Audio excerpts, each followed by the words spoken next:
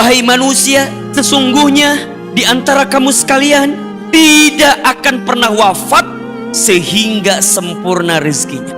Jadi untuk apa kita mengkhawatirkan sesuatu yang sudah dijamin? Yang kita khawatirkan itu jangan yang sudah dijamin, khawatirkan yang belum dijamin. Apa itu Ustadz? Keberkahan rizkinya. Kan rizki berkah belum dijamin.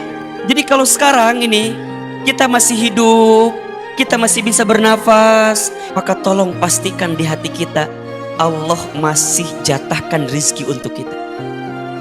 Karena seseorang tidak akan pernah wafat sebelum sempurna rizkinya. Jadi harta itu rizki yang paling rendah. Artinya gimana Ahilman? Kalau kita dilebihkan hartanya, jangan sombong. Begitu sebaliknya, kalau kita disempitkan hartanya, jangan putus asa. Ayah bunda, ada 4 konsep tentang urusan rezeki yang harus kita fahami dan yakini. 1.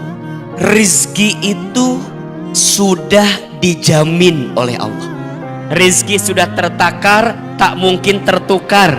Rizki sudah dijamin, tak mungkin diambil orang lain. Makhluk yang melata aja dijamin oleh Allah rizkinya, apalagi kita manusia yang diciptakan oleh Allah dengan bentuk yang paling sempurna.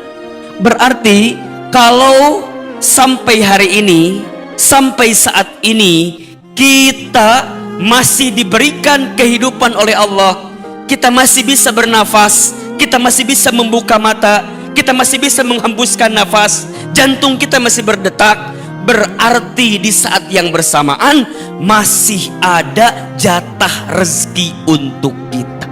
Bahkan Nabi SAW menegaskan dalam sabdanya, wahai manusia, sesungguhnya di antara kamu sekalian tidak akan pernah wafat sehingga sempurna rezekinya. Jadi gimana Ustadz? Kalau sekarang kita masih hidup, berarti masih ada rezeki atau tidak untuk kita? Masih. Jadi untuk apa kita mengkhawatirkan sesuatu yang sudah dijamin? Coba, ngapain kita mengkhawatirkan yang sudah dijamin? Yang kita khawatirkan itu jangan yang sudah dijamin, khawatirkan yang belum dijamin. Apa itu Ustadz? Keberkahan rizkinya. Kan rizki berkah belum dijamin. Rizki itu jadi amal soleh atau bukan, itu belum dijamin. Dengan Allah berikan rizki, kita bersyukur atau tidak, itu belum dijamin. Tapi kalau rizkinya sudah dijamin oleh Allah. Jadi kalau sekarang ini kita masih hidup, kita masih bisa bernafas, maka tolong pastikan di hati kita Allah masih jatahkan rizki untuk kita. Karena seseorang tidak akan pernah wafat sebelum sempurna rizkinya. Jadi gimana Ustadz? Semangat dengan hidup ini. Ini yang pertama. Terus yang gimana kedua Ustadz konsepnya? Walaupun rizki sudah dijamin, konsep yang kedua, rizki harus dijemput. Kenapa Ahilman menyampaikan dijemput? Kenapa kalimatnya enggak dicari? Bedanya dijemput dengan dicari apa? Kalau dicari belum tentu ada, kalau dijemput pasti ada. Rizki harus dijemput, harus diikhtiarkan, harus diusahakan. Ustadz, berarti harus kerja kita ini? Iya. Dan ayah bunda, bapak ibu harus tahu betul, kalau kita ini usaha, kalau kita ini ikhtiar, itu adalah perintah Allah kepada kita. Jadi kita ini berikhtiar karena Allah perintahkan itu. Jadi kalau ada seorang suami, seorang ayah yang keluar dari rumahnya, kan ada keterangannya, barang siapa seorang ayah, seorang suami keluar dari rumah untuk mencari nafkah bagi keluarganya, maka di setiap perjalanannya dia mendapatkan apa? Pahala sama seperti jihad fi sabilillah. Jadi kalau ada seorang ayah, seorang suami yang bekerja, keluar dari rumah, berangkat ke kantor, berangkat ke pasar, berangkat ke sawah, berarti dia mendapatkan pahala apa? Jihad fi sabilillah. Dan mohon maaf, berarti kalau kita wafat dalam perjalanan, dalam proses, ketika kita berikhtiar tadi, berusaha tadi, dan kita benar ikhtiarnya ya, nyari yang halal gitu ya, tidak ambil yang sesuatu yang haram gitu, kemudian dia wafat di saat itu, maka insya Allah dia wafat dalam keadaan husnul khotimah. Kalau ada di antara bapak ibu yang bekerja kemudian kecewa dengan perusahaannya, kecewa dengan tempat bekerjanya, jangan kecewa, kata Allah.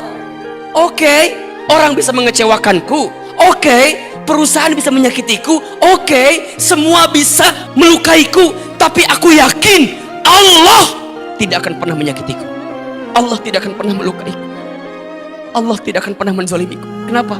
Allah yang maha pengasih lagi maha penyayang.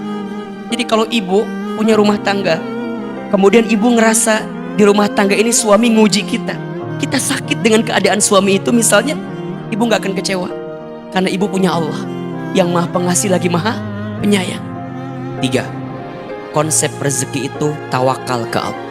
Barang siapa yang bertawakal kepada Allah, maka Allah akan cukupkan rezekinya. Tawakal. Tugas kita cuman ikhtiar, Allah yang nentuin segalanya. Ustadz, apa itu tawakal? Tawakal itu berserah diri ke Allah. Ingat ya, ada 3 kalimat yang beda nih. Ada terserah, ada menyerah, ada berserah. Ahilman, apa bedanya? Kalau terserah tidak punya tujuan, dia tuh hidup mau ngapain nggak tahu gitu.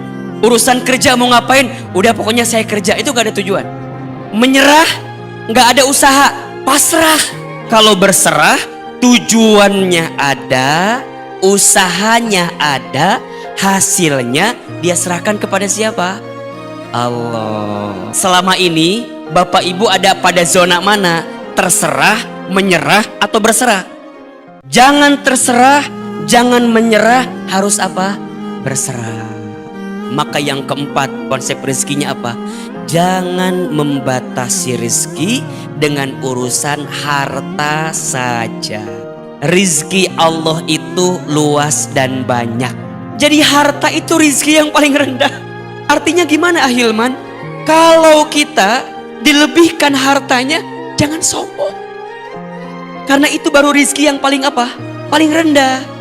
Begitu sebaliknya, kalau kita disempitkan hartanya, jangan putus asa. Jangan seakan-akan, mohon maaf ya, kita di PHK, Ustadz udahlah, aku mah udah selesai hidup ini, udah gak ada harapan lagi. Harta itu rizki yang paling rendah. Naik lagi, rizki yang paling tinggi, apa namanya? Sehat walafiat. Karena yang paling penting afiatnya. Ustadz, apa bedanya sehat dengan sehat walafiat? Sehat itu, punten, urusan fisik. Kita punya mata, bisa melihat, sehat. Tapi kalau afiat, matanya hanya melihat yang baik-baik. Maka dia minta apa? Sehat wal afiat. Lisan bisa bicara, sehat. Tapi kalau dia sehat wal afiat, bicaranya yang baik-baik. Tidak suka bohong, tidak ingkar janji, tidak fitnah, tidak sumpah serapah, tidak sering gibah, sehat walafiat. Bapak ibu, jangan membatasi rezeki dengan urusan apa? Harta saja. Rizki Allah itu luas dan banyak.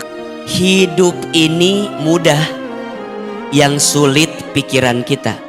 Hidup ini lapang, yang sempit hati kita. Hidup ini murah, yang mahal gengsi kita.